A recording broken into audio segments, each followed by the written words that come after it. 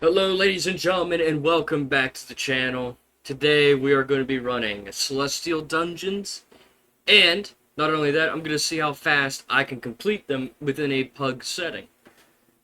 We'll see how this works, and we'll see how it goes, and all that fun jazz. So these videos that I'm going to do this week are probably few in between, just few. I'm not overloading every single day of the week.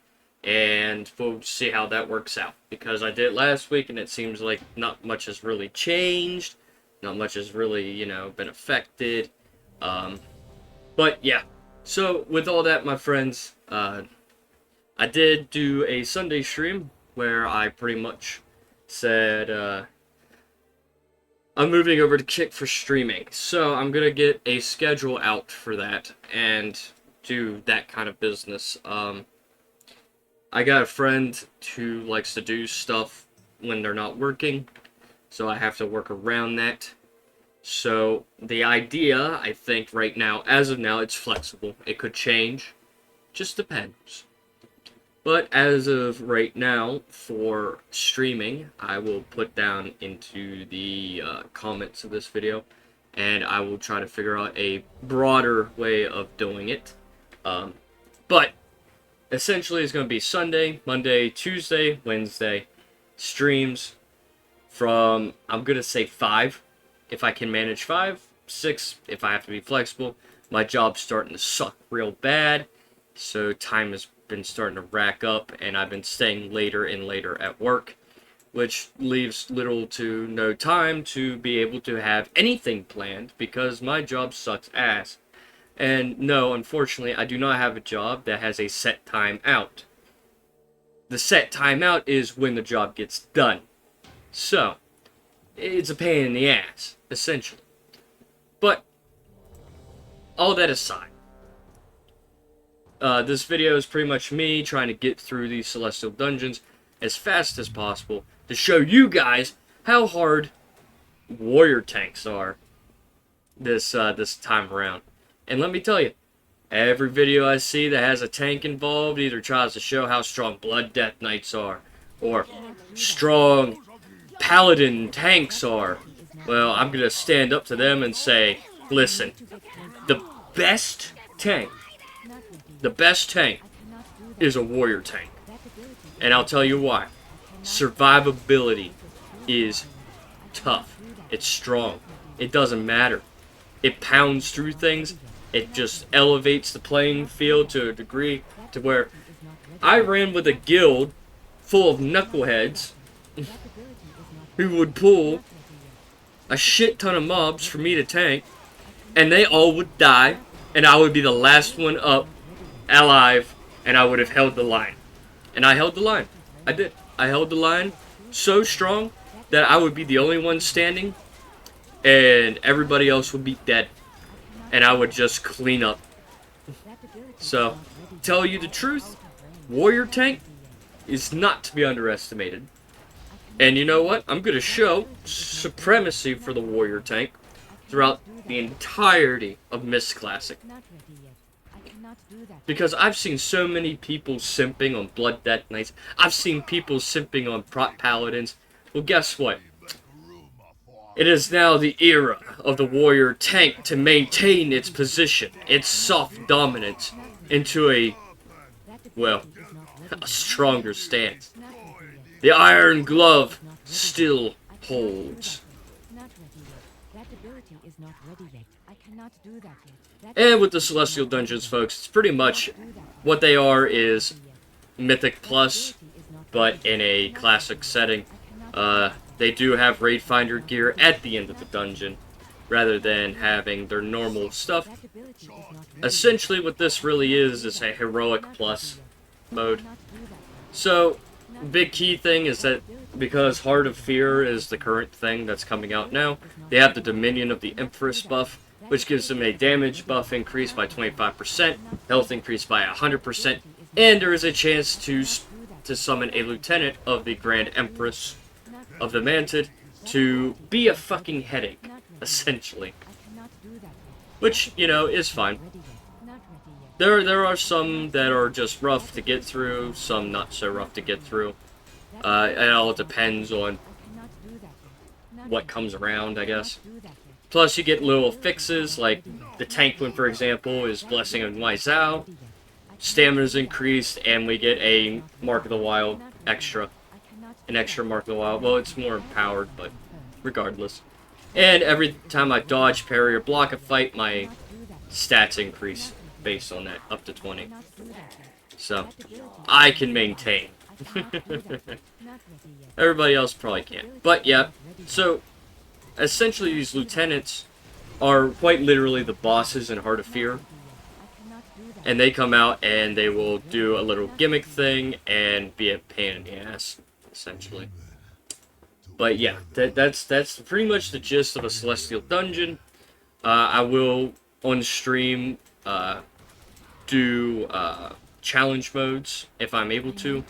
I got a guild that's wanting to do it, but we haven't really found a good time to do it.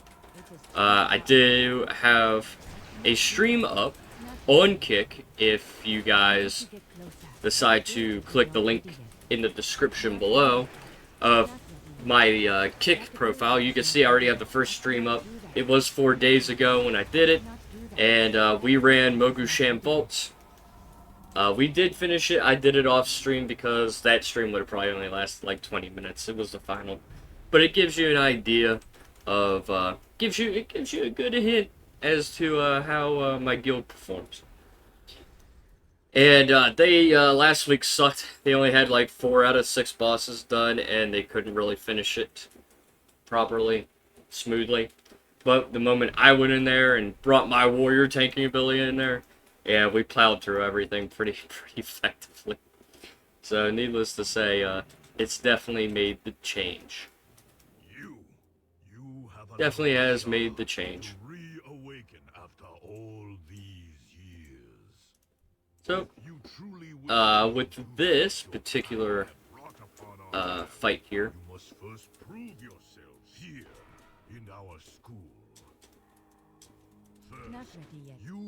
yeah, we need to all stack up over here. Healer is not going to do it.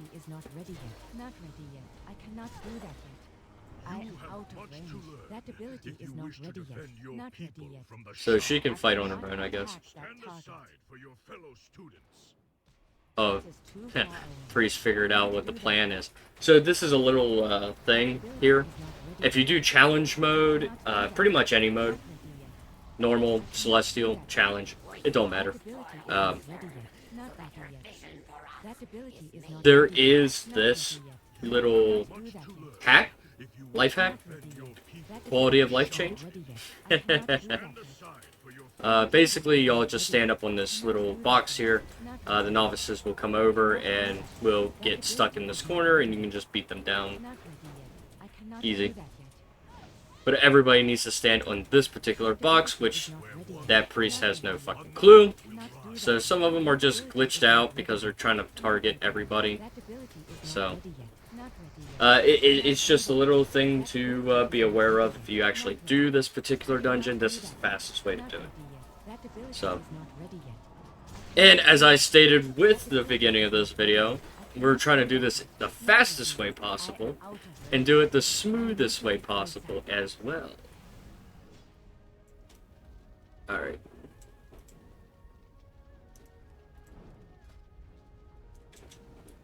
You have bested our most junior of students. Yes. Now you will face 2. Didn't mean to put that. Oh well. It's alright. Okay. Oh well. It's alright. I do it on stream a lot, so it's no different. I cannot do that yet. Not ready yet. The price to pay with only 2 monitors. 2 monitors only. But yeah. This whole thing is one of the easiest to do. I know there's a lot of people, especially in my guild, that really don't like this dungeon because it takes too long in some cases, which is fair. Because even, I think, challenge mode even recognizes it as such too. Yeah, 21 minutes to finish this. I get it. I understand. my prize students. But it's not too hard. You just need to have coordination. Very much coordination. You can blast through it like it's no problem. Truly know someone until you fight them. Come forward so that we may be properly introduced. But yes, sir. Free bub. Very well. That ability is Start not this ready fight. yet. We'll pop down all of our cooldowns to make sure that it goes as smooth and as fast as possible. I cannot do that yet. Not ready yet.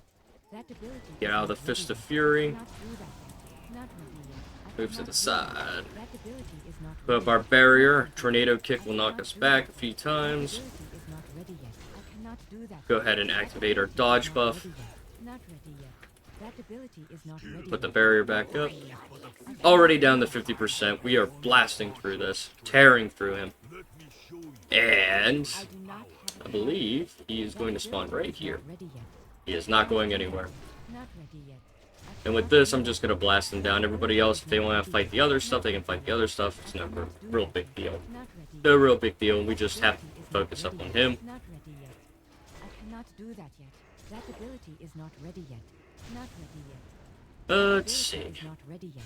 I cannot do that. But yeah, last Sunday was my last stream on YouTube because I don't really get too much attention on YouTube because YouTube's not really good for streaming. Cannot do that yet. Unless you have a very big presence or backing from a group of people that could give you an audience, Not ready yet. there's really no hope for you to get anything.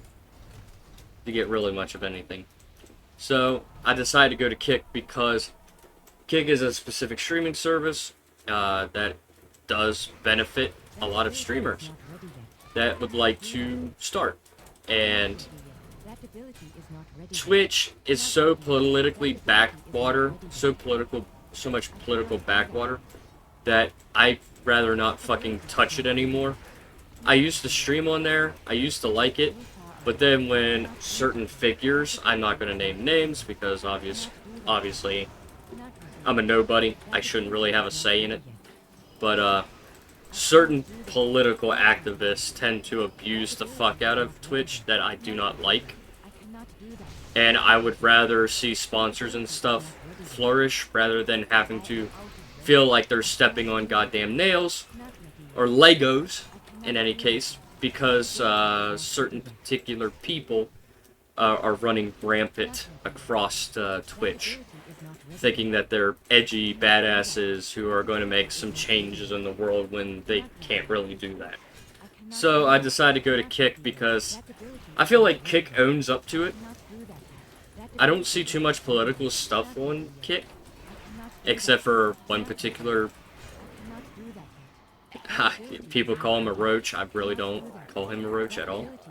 But there are certain people on there that do, but it doesn't seem that popular.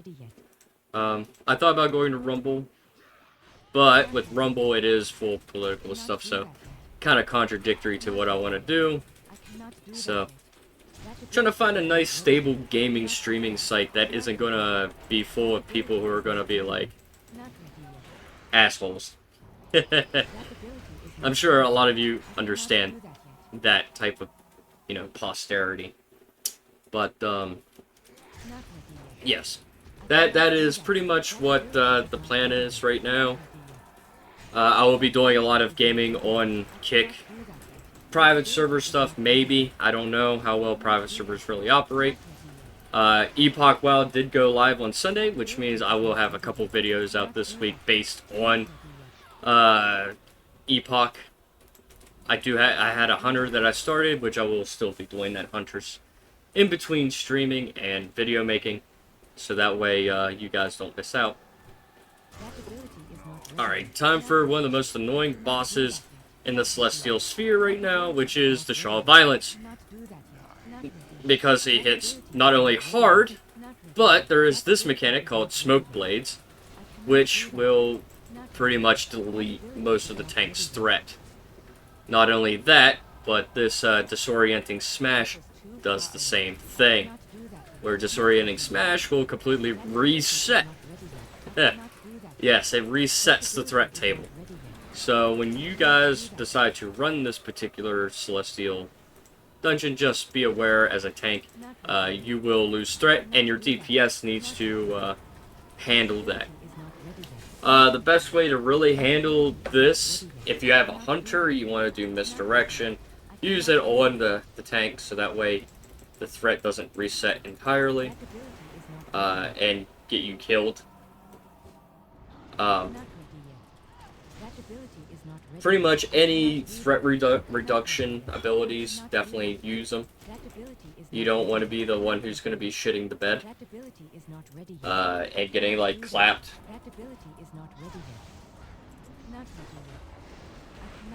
Alright.